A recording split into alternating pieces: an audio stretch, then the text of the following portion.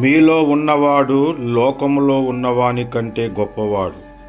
1 యోహాను పత్రిక 4వ అధ్యాయము 4వ వచనము.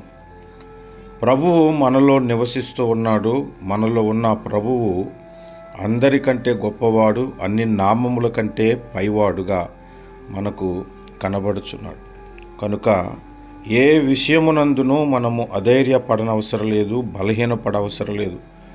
లోకములో దుష్టుడు అనేక విధాలుగా మనుషులను పాడు చేస్తూ వలవేసి వాడు గుచ్చి మనుషులందరినీ లాగి పట్టుకున్నాడని లేఖనము చెబుతుంది.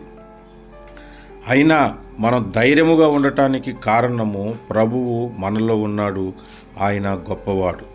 ఆ గొప్పవాన్ని స్తుతిస్తూ ప్రార్థన చేద్దాం. కృపగలిగిన తండ్రి, దయగలిగిన తండ్రి, నీకు స్తోత్రాలు. మాలో ఉన్నవాడా, గొప్పవాడా, నీకు వందనాలు. మా పక్షముగా ఉండి లోకములోని వానిని జయించే శక్తితో మమ్మలను నింపినందులకు స్తోత్రాలు చెల్లిస్తున్నాం. నీ కృపను, మీ దయను, మీ కనికరమును సమృద్ధిగా మా ఎడల కనపరిచి లోకమును జయించు శక్తితో, మీ యొక్క ఆత్మతో, బలముతో మమ్మలను నింపమని యేసు నామమున ప్రార్థిస్తున్నాము తండ్రి. ఆమేన్.